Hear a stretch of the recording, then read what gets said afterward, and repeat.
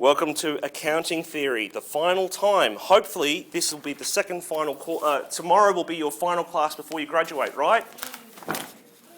Yes, absolutely, all right, because no one's going to come back for this course, right? Awesome, I like it, okay. All right, so in week one we talked about what was accounting theory all about. What was this crazy thing? And so the things I wanted you to do in week one, which I wasn't here for, but we had that pretty darn cool video lecture, was I talked about the role of analysis in a because I actually know that at the end of the day you're going to forget almost everything you learn in this exam, but you will think differently because you can analyse things. You can ask the questions as to how does it work, why does it work, where is the evidence, where is the proof, okay? In order to do that you need to have some sort of critical thinking. So that's really what this whole course is all about. That's the big idea of accounting theory. So I wanted you to sort of stop thinking what you've been told, but thinking what is accounting about? Why do we count things? How do we count things? And what are we accountable for? I also started talking about theory and theory construction.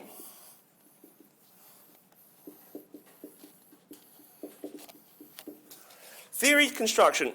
So what was a theory? A theory couldn't just be a hunch. It couldn't just be, some random idea. It had to have some sort of structure to it. And having structure means that it needs to have things, it needs to be good, it needs to have good foundations,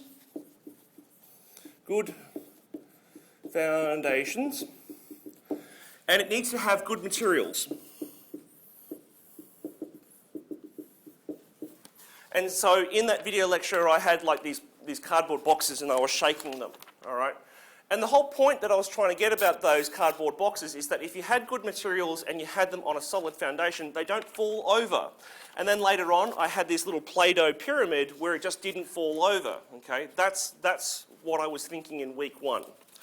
How do we do this? Well, we need to have good assumptions. Assumptions are like the foundation.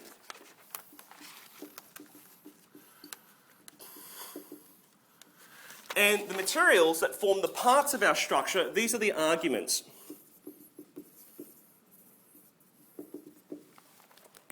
There is a little video on YouTube that I have on building a theory with Play-Doh, and it goes through this idea. In fact, it goes through it better than I did in the first video. But theories don't have to be... All right, so they've got to have structure to provide some sort of proof of something. All right, that's kind of cool. But how do we measure the success of a theory? How do we know if it's good or not? Good, question mark. What makes a good theory? Well, good theories should be things like, they should be useful, they should explain things, they should give us some sort of prescription. In other words, they should tell us what to do.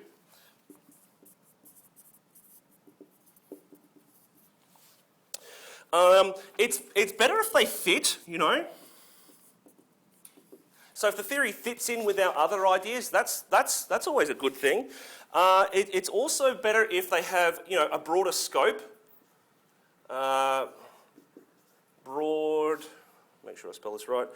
I am spelling it right. Broad scope. And this means, broad scope means that you can use it in many different circumstances. So, for example, I have a theory about the way, political costs hypothesis. And I've done it by going to New York and looking at the way churches operate in New York County, in America, obviously. All right. Can I use that idea elsewhere? Can I take it to, say, Guangzhou in China and apply that same political cost hypothesis? Well, maybe. I just have to go and find the evidence. All right. So if you have theories and they do they really strongly explain something, that's great. But if they're very, very limited, so it only applies to Chennai, India in the 1940s only, then that's not so useful. But if I have this theory of positive accounting theory, so in other words, agency, and the basis of agency is that everybody's greedy. They like to lie, cheat and steal. Is that universal? Is that for everybody? But for most people, and the broader it is, the better. Doesn't have to be, but the broader, the better. All right, also, it doesn't have to be right 100% all the time. Correct? 100% is all the time. So in other words, it doesn't explain everything, but it explains most things. All right? That's still useful. So I'm going to write underneath useful. Theories don't have to have any of these to be successful, but the more, the better. And they don't also have to be particularly realistic either. So, there's a theory that people are greedy. They like to lie, cheat and steal. However, I will never, ever, ever sell my mother, not for any amount of money, okay? And therefore, the idea that people are always greedy and only worried about money is crap. It's not real at all. But it's true most of the time and it has broad scope. And so therefore, I still think that the idea that people are greedy is a good theory. The more you have of these, the better. But do you need it? Do not need any / all of these. They're just indicators of a successful idea. The big problem with accounting theory is, however, that we've got one idea going this way, one idea going this way, and sometimes they just can't both be correct at the same time. Entry price is great, exit price is great. Well, geez, which one is it? Because if you use them both, it's inconsistent. And by law, at the moment, you're forced to use both. So at the moment, you're forced by law to do something that's illogical, that is crazy. All right, the framework is mad, which is not a good basis for accounting. It's a very, very bad basis for accounting, but that's where we're at. Can you prove something? Proof. Well, how do I show my theories work? Well, basically, they're going to depend on whether your theories are normative or positive. Norm or positive. Normative does what, guys? What should?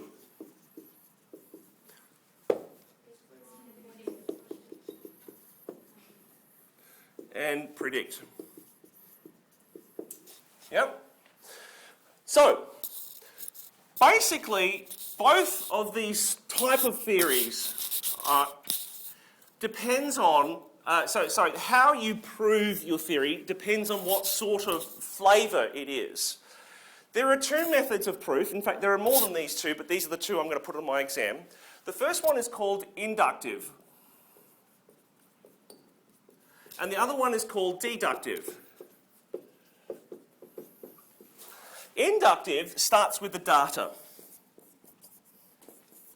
And from that data, you'll have some sort of pattern. You'll go, oh, geez, isn't that interesting? When you've got enough patterns, you can try and provide some sort of tentative hypothesis.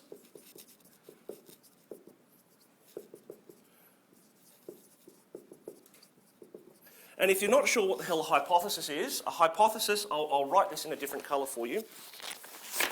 A hypothesis, hypothesis. A thesis is your theory, your idea, right? Your concept. And a hypothesis or a hypothesis is a theory ready to be tested. If your theory can't be tested, then it's not really a great theory at all, yeah? Because you can't prove it. All right? We need to have some sort of test or evidence to justify it. So once you're ready to ask the question, is this going to work really, and you've proven it, you'll then end up with this final thing called a theory. Isn't that awesome? However, if you're in the deductive method of proof, you'll need to start with your theory in the first place. And then, with your theory, you'll need to go and try and find some sort of evidence. Actually, I better use the right way, because otherwise you'll get cranky and you'll go, this is different to what you showed us in week 1. I'm confused. Start with your theory. Then you have a hypothesis, hypothesis. You try and use some sort of observation. They use observation. All right. Which could also just be pure reasons, by the way. And then finally, you will end up with a confirmed theory. Confirmation.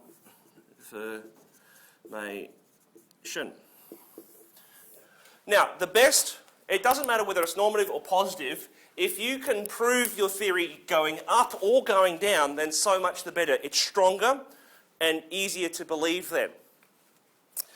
Let me give you an example of, well, actually, there's a third way called teaching praxis. I better write that up now. Praxis. All right.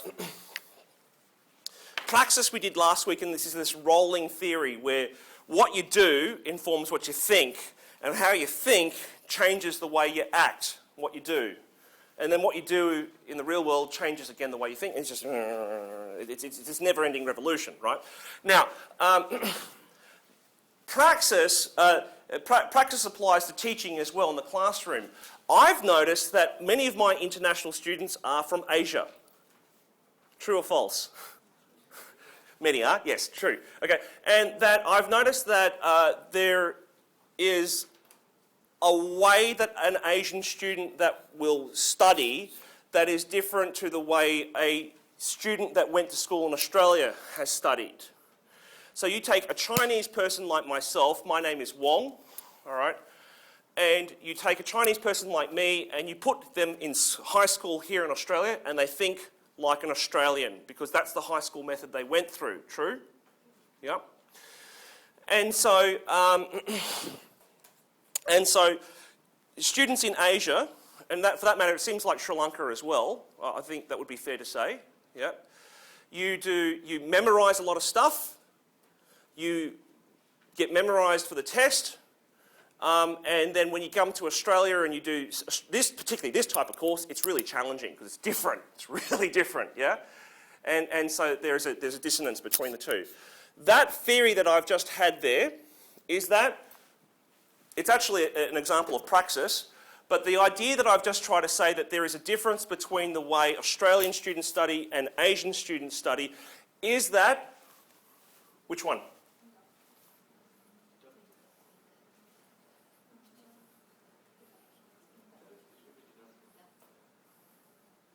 Is it normative or positive?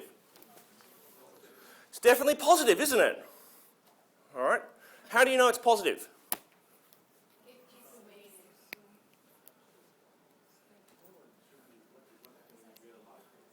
Have I said anything about how I should treat Asian students yet? Different to... That's what I'm gearing up to, right? Is that I've got Asian students and they don't seem to do the same things as Australian school students, right? Therefore, the first thing I need to do is find out, is there a difference, all right? Is there a difference, normative or positive? Definitely, explain and predict, all right? Now, the reasoning I did to get there, all right, everything I just said, was that reasonable? Yeah, and you all generally agree with it, that school is different as to here in Australia? Which is why you go into another country, learn another language, to do something amazing and different and be an international student. It's pretty special, actually. It's hard, and I understand that. However, the proof that I had there, inductive or deductive? Because. Yep. And what did I say?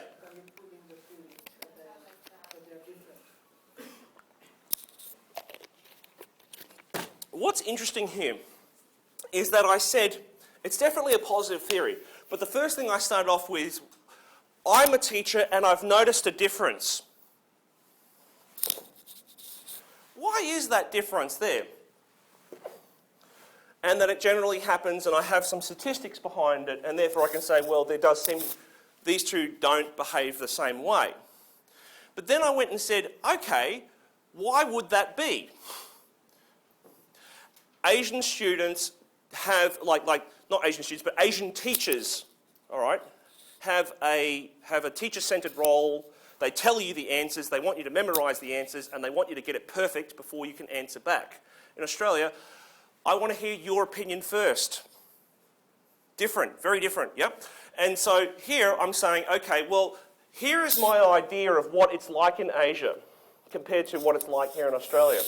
And so I think that therefore there will be differences. And then I use some observations, of which I steal this method, to then confirm that actually, yeah, my international students need a different style of schooling. Yeah, because I care about it. So what I've actually done is I've created a positive theory, but I've used both inductive and deductive methods to get there. However, it is common for the positive people to stick to this one. Why? Because if you're going to explain and predict the real world, geez, you better start with the data from the real world. However, if you're a normative person and you think, you know what? I think the first thing that's wrong with this is that historical cost is wrong, and therefore we should change it, all right? So I can't start with what exit price is like because it doesn't exist yet. So Chambers had to imagine a different world. He goes, well, what would this exit price look like? Well, it should be like this, this, and this to fix my problems. And so, Chambers, with his exit price theory, he was definitely normative. And he definitely started with this idea that historical cost is bunk and we should fix it. Moral. In fact, I'll write that. Starts with a moral. Here's a problem. Therefore, solution. And the solution is this thing down here. Yep. Very, very normative ideas, and so he's using very, very deductive proof to get there. On the other hand, the capital asset pricing model, which uses the data from the share market to try and prove that there must be some evidence of information, yes or no, right? Start with the share market and say, hey, there was or was not information here. Positive thinking, very inductive style of proof. All right? So what I want to say here is that these two are kind of linked, but not always. This one and this one is kind of linked, but not always. And so if you understand them both, that makes you very powerful. For example, I think my international students need care. And they need to be treated with respect. And they need to be treated, they're best treated with respect by understanding that they're different to Australian students. Therefore, I use this, and at the end of it, I've said there is a difference, and then this supports my idea, I should treat differently. What am I doing in my classroom? I'm actually using praxis. And that's what makes praxis quite complex, is because praxis is all of this. All the time, always ongoing, always moving. Praxis is this idea that practice, doing, will inform.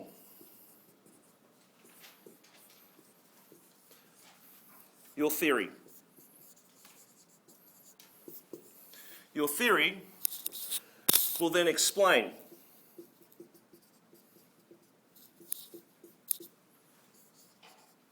Your practice, and then you end up with this ongoing revolution of non-stop. In This one, there's a beginning and an end. In this one, you start with the objective in mind because you already know what you think the answer is going to be. You're just proving the answer. In this one, you never find the truth. Why? Because you never stop fixing it. You're always fixing it. It's never perfect. Never, ever perfect. Who likes this sort of method? Yeah, it was actually invented by Marx. Yep. But it's the critical theorists that really like this method. They are all three methods of trying to prove your theory. Are we still in week one? Absolutely. We're still definitely in week one, but does it make a lot more sense now? In week one, you listen to the video and you just go like, what the hell is this crap? But now you're like, oh, it's easy. Yep, because you've seen it many times over. All right, that was week one. Let's have a look at week two. Week two.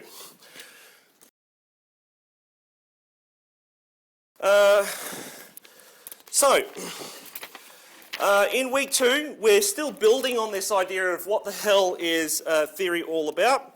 And I started off by talking about some inconsistencies. Inconsistencies that had built up through time. In week two, it probably didn't make a lot of sense, but now you can see that there's differences between historical cost, entry, and exit price. So I was saying that the valuation methods, it's sometimes by what we buy, sometimes by what we sell, it's sometimes by what we bought. So this is past tense, that's historical cost for reference. And sometimes it's by value in use, which is also known as net present value. Yep. And so there's quite a lot of these inconsistencies, but I'm going to move on at this stage because we're running out of time. The next thing I talked about was some history. And history, I don't actually talk about, how do I say this? My exam will never ask you on what date did something happen. I just need you to know basically the key main areas. So the key areas were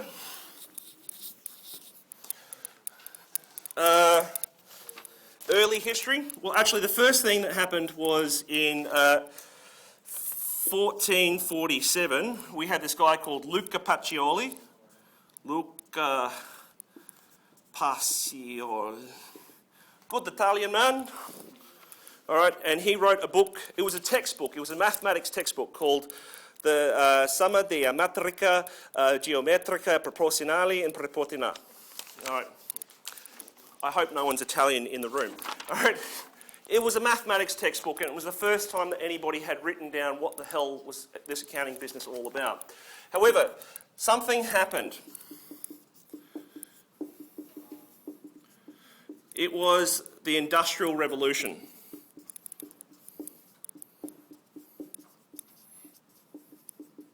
And all of a sudden, particularly in England, but across Europe also, there were factories everywhere, you know, billowing out smoke. Kind of looks like Homespade. All right. And these factories, these serious businesses required accounting. They needed a lot of accountants. And so at this point, you actually first started getting serious textbooks. And these textbooks were there to train existing accountants. If you like, call it a diploma of accounting. Some of you have done one of these. You weren't asked to think about what the hell you were doing. You were just told to do it and copy your boss. All right? That's exactly what we do here at TAFE at the diploma level. And so these things, they describe accounting only. They offer no critical thought at all, right? Because they're not there to criticise accounting or fix it. They're there to copy the boss and get the job done. Then something happened. The Great Depression so there's World War I, and then there's World War WWW is the World Wide Web. World War II, and between that we have a depression. So a depression sort of kind of like this. That's depressed. All right. Yeah, and it's a really big depression. Okay. So we've got the Great Depression, and at this stage there were people who were saying, you know what, we need some regulation.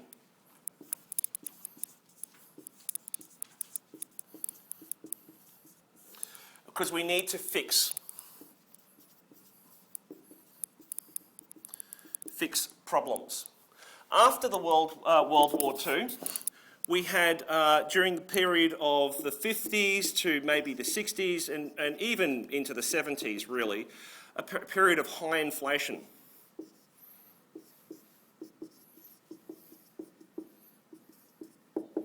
And so these guys, some people were saying, look, we need regulation to fix the problems of are people reporting true and fair. And during this period here, there are other normative people who were saying, you know what, we need to fix inflation, we need to get rid of historical cost. Need to fix historical cost, because it's bad. So they offered entry and exit price as their answers. This period is called the normative period, where previously we had the descriptive period, where all we did was describe what we do. You know what, maybe that's not enough. Maybe there's problems with what we do, maybe we need to fix it. However, during the 70s, something happened, all right, and that was computers. And so all of a sudden, I'm going to write the computer. Computers gave us the ability to do a whole bunch of mathematics really, really quickly. And so a positive theory came out called the CAP-M model. CAP-M model, which looked at the stock market and used statistical proof to say whether there was any evidence, yes or no. And so, what was his name? Ball and Brown. Do you guys know James Brown? This is going to make sense to like two people. To remember Ball and Brown, okay, for the joke, for the two people who know who James Brown is, to remember this one, I always think of James Brown getting down at the ball at the stock exchange. It's a crazy way my brain works. All right, normative, before I go back. Ball and Brown came up with this CAP-M, and they used this model to say if there was any, they used the price of a share, and they linked that with this idea that there was some sort of info in the market. And so they would look at the market and then say, okay, well, there was a change, yes or no, and therefore historical cost was useful or not useful. And this was very much these guys in the 70s attacking the normative people who said historical cost needs to be fixed. They're saying, well, maybe no, maybe not, right? So for that reason, this era started to become known as the positive period. Positive period. Or it was also known as the specific descriptive.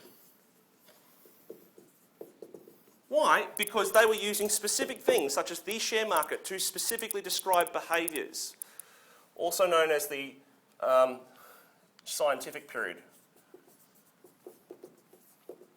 Because they're using scientific methods to prove human behaviour. At the same time, Jensen and Mackling, who were talking about positive accounting theory, came up with this idea of agency. I'm just going to write Jensen and Mackling came up with agency, but PAT was come up with by Watson Zimmerman.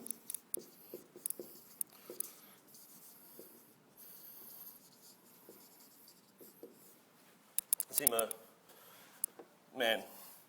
While I'm also on names, because I do drop them in the exam occasionally, so I do need you to know who. This is Pat, Watson Zimmerman were the guys.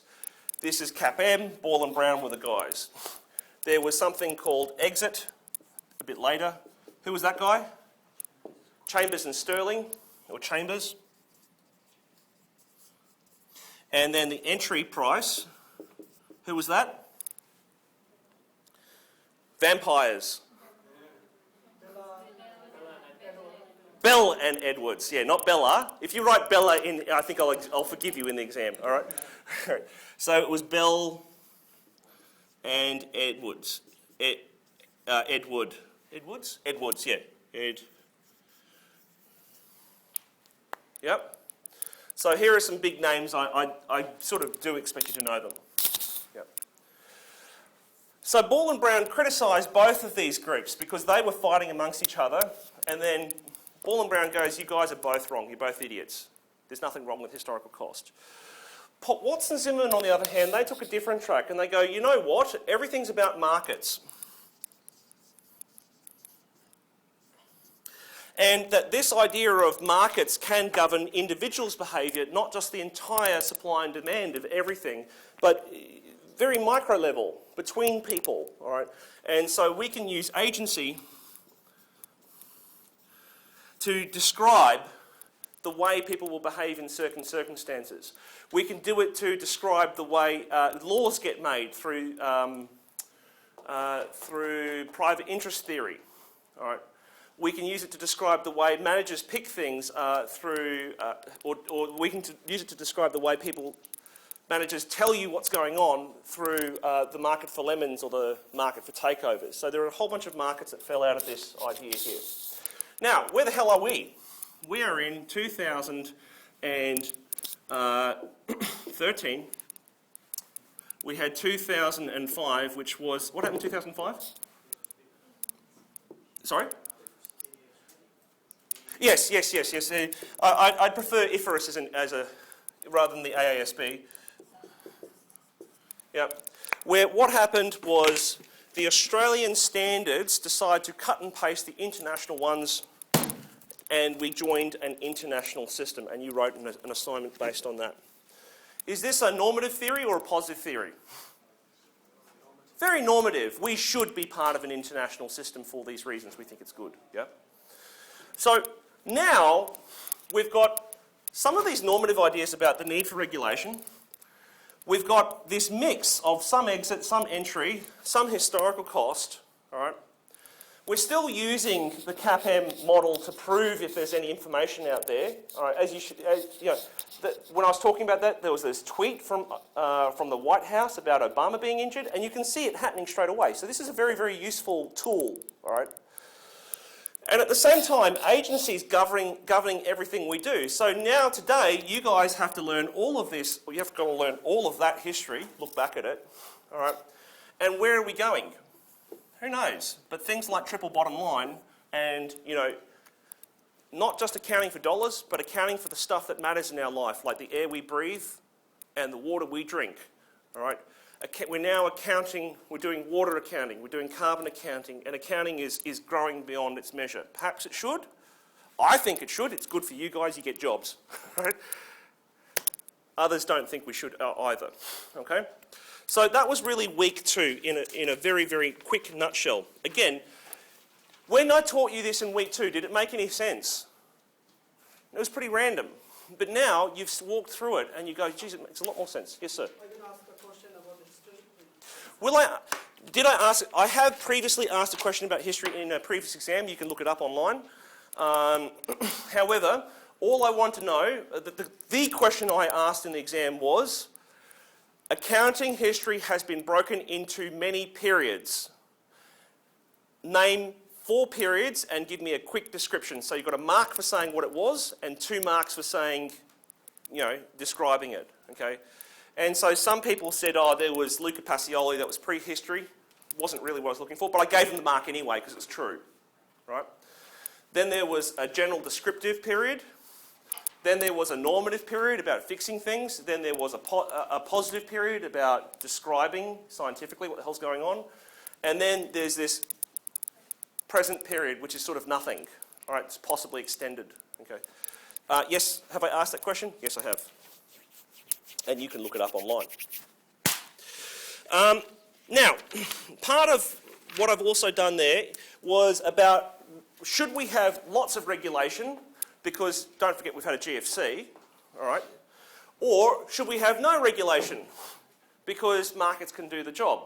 So I talked a lot about that in week 2, but I'm going to move on because I'm running out of time. I also spoke very briefly about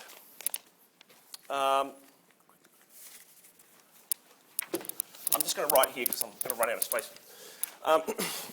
I also wrote very, very quickly, I'm unlikely to ask this directly in an exam, but you can use it to answer some of my questions. Okay, so I won't ask a direct question on this. I also told you about scales, just for the hell of it. All right? And I said that scales can be nominal, they can be ordinal, they can be interval, or they can be ratio. This matters because nominal just nominal just means name.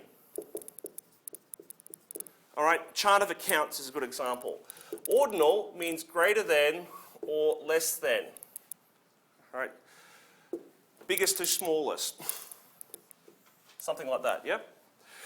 Then interval is talking about space.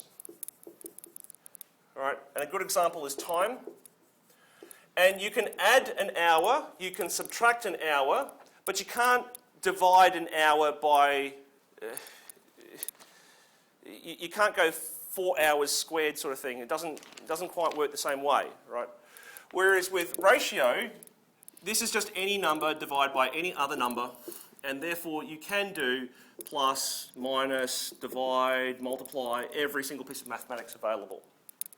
Why does this matter? Because in things like access, I know you've passed AIS, all right, but in AIS, when you were doing access, phone numbers were stored as text. Do you remember that? Why was phone numbers text? Because they were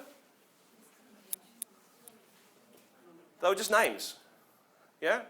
A phone number is just a name for a particular device. And so you can't do any mathematics on it.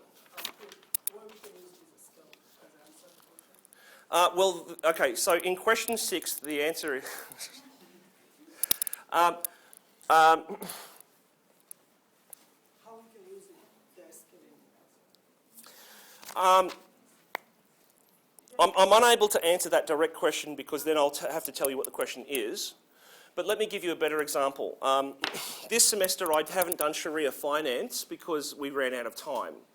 However, in previous semesters, I teach Sharia finance as an alternative thing, like you don't have to learn it. And usually what happens is all the Sri Lankan kids get up and go. And I'm left with like a couple of Pakistanis and this friendly guy from Bangladesh.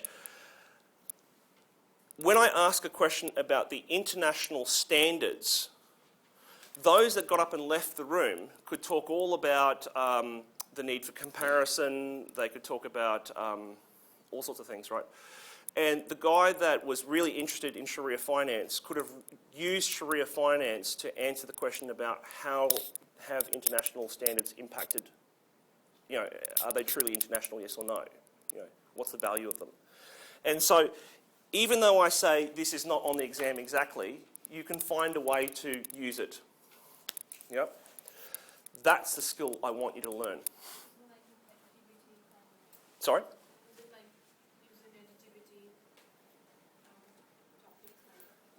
Yeah. In additivity, it's particularly valuable because, in fact, yeah, that's a better explanation. That's a great explanation. What Ratan has just said to me here was about additivity because when you have inflation, so you've got some amount of money, here's the value of $1, here's the value of $1, here's the value of $1. All right, it's not actually a fair ratio. It's a shoddy ratio, and so you can't add them together. Thank you for... Do you want to take the rest of this class? That'd be awesome. All right, so I talked about that. I also talked about accuracy and reliability. Reliability matters because in the framework, we're asked to provide something that's reliable. So reliable means what?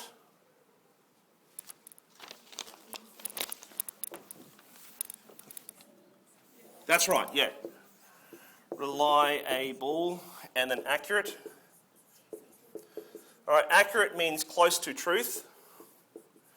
Close to truth. Reliable means do again, get same answer. Why does this matter? Because as we do our mathematics, I do the work, my boss checks it, and then it gets audited. Is that accurate or reliable? It's completely reliable because we're all using the same tool to come to the same answer. But does that mean to say that we've actually got the true answer? No, because I didn't count the environment. I didn't count the water I polluted because it wasn't part of my counting rules. It wasn't part of my test. And so I might be very far from the accurate truth, but I might actually be very, very reliable. This matters. Why? Because the framework says that you must be reliable. Yeah, the word accuracy does not appear in any regulation at all, which means that you can be miles from the truth, but so long as you all agree, it's all sweet. And this matters also because remember that if your measurement is not reliable, it doesn't exist. You can't recognise it. And so therefore things like poison land,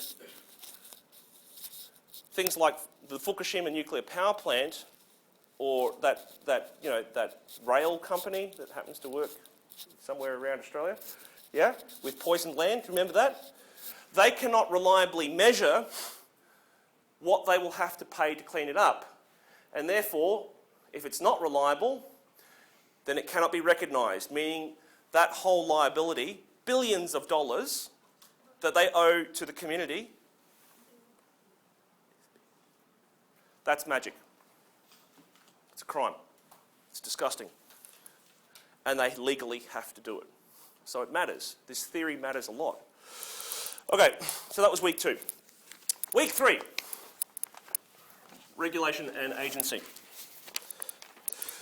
Week 3, I introduced you to the idea of when did regulation first start happening. Well, there was a depression, so because there's a problem, then we need regulation because we've got to fix it. We've got to do something. Then in about 2000, something happened. What was that? 2000, 2001. You're doing a lot of it in corporate governance. Evil company called? You know what's beautiful about Enron? You know how like BP is like Beyond Petroleum or McDonald's is... what's McDonald's slogan at the moment? I've forgotten. I'm loving it. That's it. Yeah, that's right. That's right. All right. You know what Enron's slogan was? Why? Yeah. Why? Just don't ask about the share price. You know. All right. Yeah. So Enron. I'm sorry. I've got to have this big phallic E sort of thing going up like this. Enron. Markets. Yes. Yeah. All right. Enron was this company that was engaged in shoddy mark-to-market accounting and stole a lot of money, and so we had this regulation come out of it. It was called, in the US, SOX, Sarbanes-Oxley Act. It's horrible. It's horrible, horrible, horrible, horrible.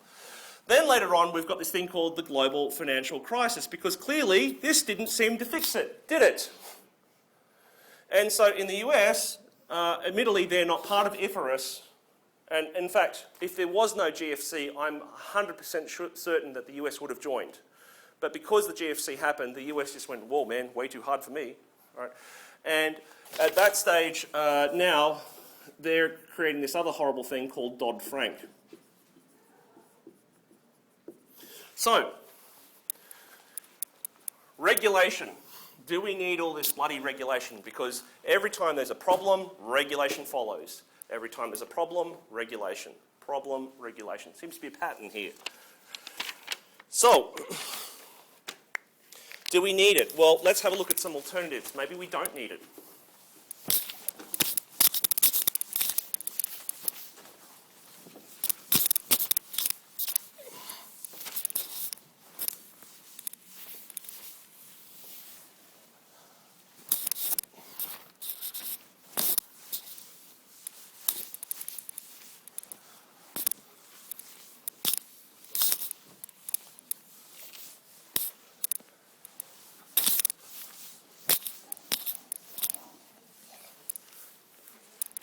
regulation.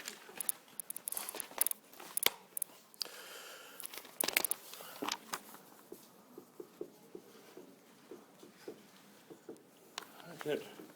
Free market versus regulation. My favourite exam answer, and I do read funny exam answers, I like them, all right? My favourite exam answer I've seen so far was that free market for accounting is when we give accounting away for free at no cost. Hilarious. No, it's not. Lovely girl. I really wanted her to pass. I really did. All right. No, it's not. That's very, very wrong. All right, hilariously wrong. These are laws. This is not free. This is do as I tell you, or else the law will come and squash you. All right. This is a very regulated market. A free market, on the other hand, says, you know what? You're free of these laws. You can do what you want. All right. And so it's a market because what does accounting do? Accounting provides information. Okay. So the market here, every single semester students write, oh, it's because we want like free trade and all this other crap. Rubbish, wrong. It's not about trade. It's about the market for info.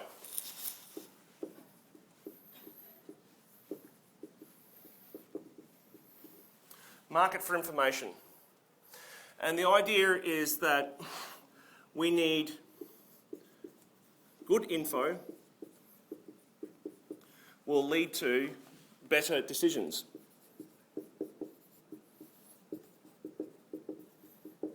Yep. So a good, whatever the hell that is, a good balance sheet and profit and loss statement will lead to an efficient use of funds. Now that you know about the critical theory, notice that the supremacy of the shareholder here.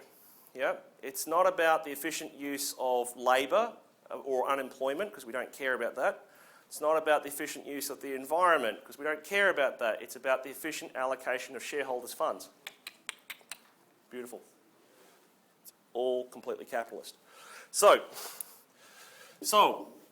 shareholders need to make good decisions, and they can only do this with good info. Would you agree with that idea at least?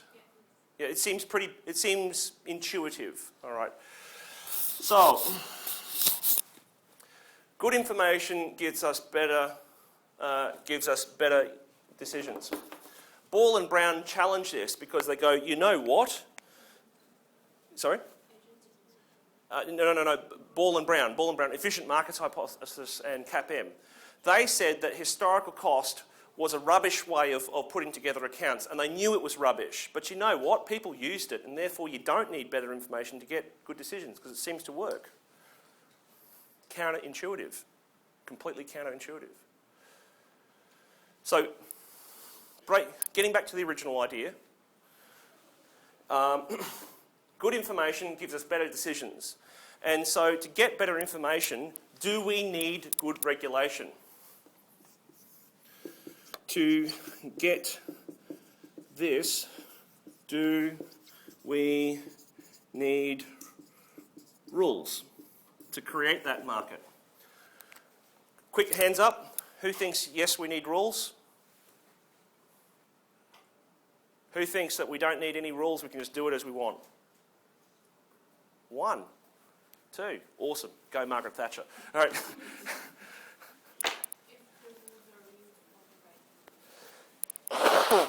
Well, positive accounting theory, Watts and Zimmerman, those guys said, you know what? We don't have to have moral decisions about what's good and bad. People's selfishness will automatically do the right thing. All right. And so this is the argument for regulation is pretty easy, isn't it? You know, we like things to be uniform. Rules make us feel safer. But what about maybe we don't need these rules? That was week 3. And so the free market approach which was really positive accounting theory by Watson Zimmerman. Watts and Zimmerman. They said, okay, well, the first thing we need to do is we need to make some assumptions about the way people behave. So they assume that people are selfish. They assume that people are amoral, which means that they don't care about good or bad. They just. They also think that people are rational, and they also believe that people are strategic. Actually, out of rational, I better define rational. Rational is about three things.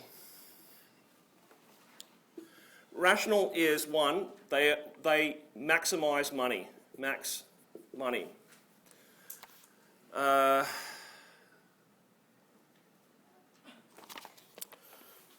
This is different to my notes. Yeah, they maximise money.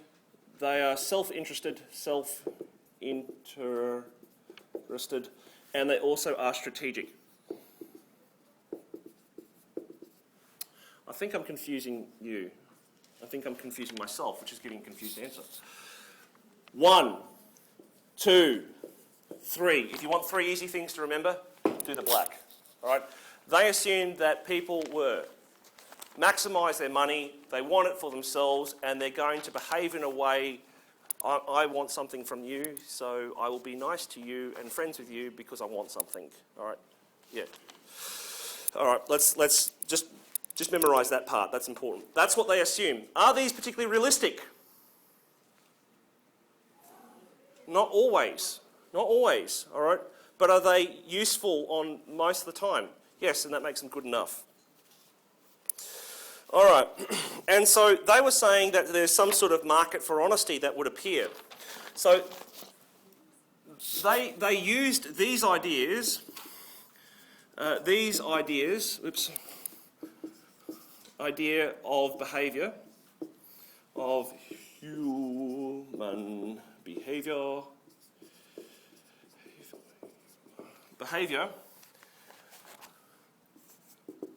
will create natural markets. And these natural markets will then provide good info. And therefore, there's no need to regulate. Hey, market does the job.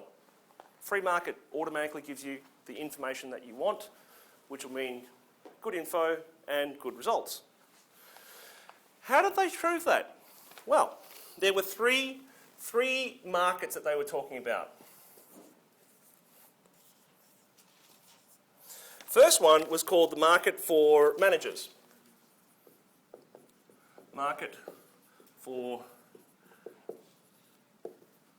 And the market for managers was this idea that past performance gives a guide. Past performance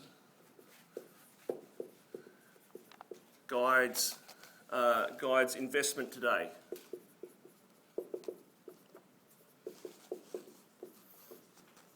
More formally, the wages of a manager today will be a function of will be what are they? What's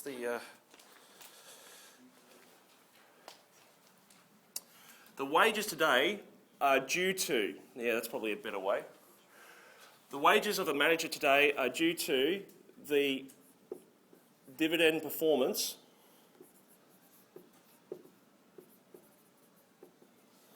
of the past. Meaning that a middle manager that gives you a great result today will probably get a promotion and he'll probably earn a better wage the next day. So therefore, it's in his interest to squeeze every dollar he can out of that company and also to keep you well informed of it. Does that seem reasonable? Completely. The next idea was this market for takeovers.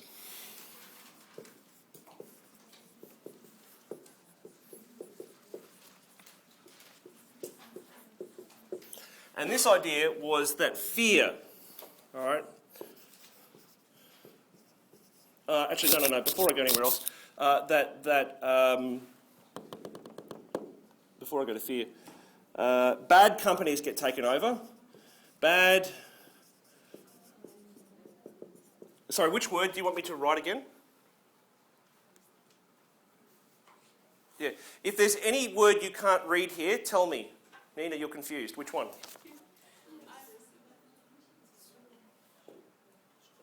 Strategic.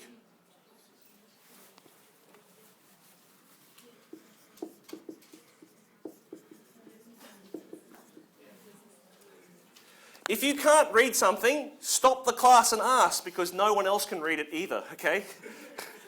All right? Yeah, please tell me if you can't read something. Market for takeovers. Bad companies get taken over. Get taken over. This is bad for your career. Bad for managers. Yep.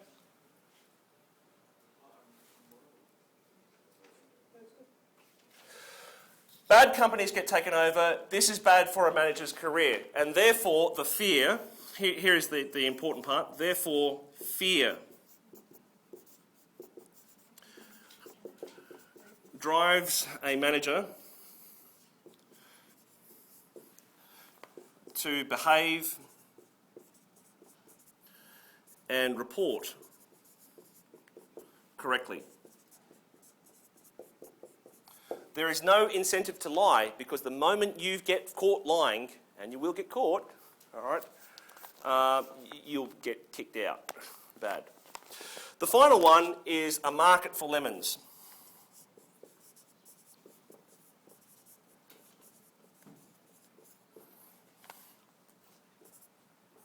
Which I kind of think is a crappy name. So Philip's going to add his own personal name. You can write this in the exam and I'll give you marks. All right. Doesn't matter which name you use. Market for lemons is actually a market for honesty. Market for honesty. And this idea that if you're honest today, honesty today builds trust.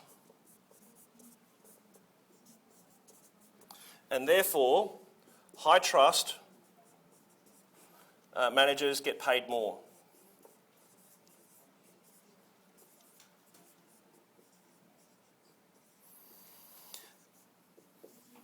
And this absolutely seems true.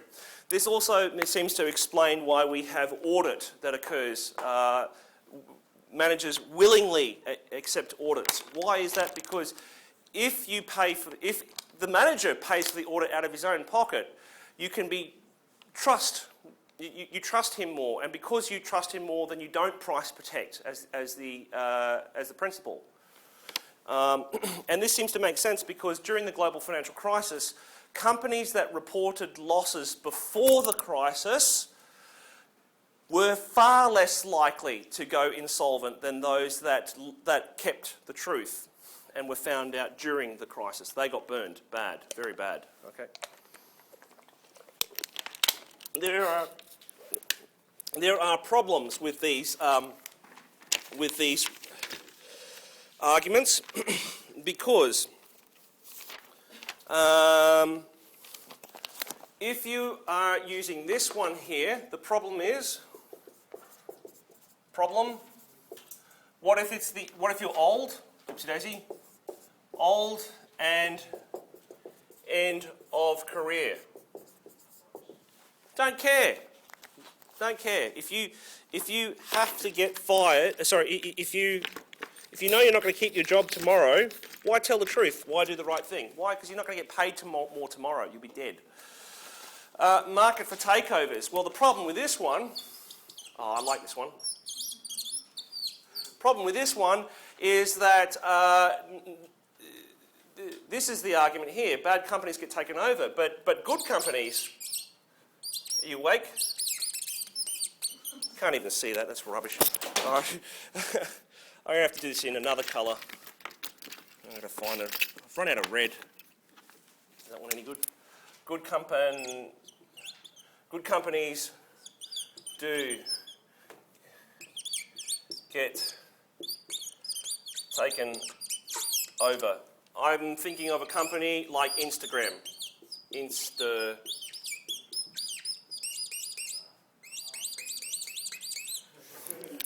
That one's also rubbish. Instagram. Do you guys know Instagram? Yeah? Facebook bought it for $1 billion. Out of control price. Absolutely out of control. All right? Instagram was a good company, but Facebook bought them not because they were a bad company to fix them up, but because they were trying to subsume them into the Facebook role. All right? They were trying to buy new users. So that completely blows that whole idea out the water. And the market for lemons is a market for honesty one. Well, this depends on audit.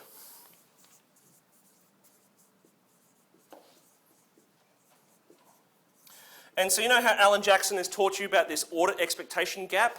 All right. Well, that gap has big implications for this market for honesty. Because if the gap is so big that you don't feel that audit's going to give you that honesty, then the market falls to pieces, doesn't it? Which means that you're back to regulation world. All of these ideas were saying, well, look, we don't need these rules in order to get good info.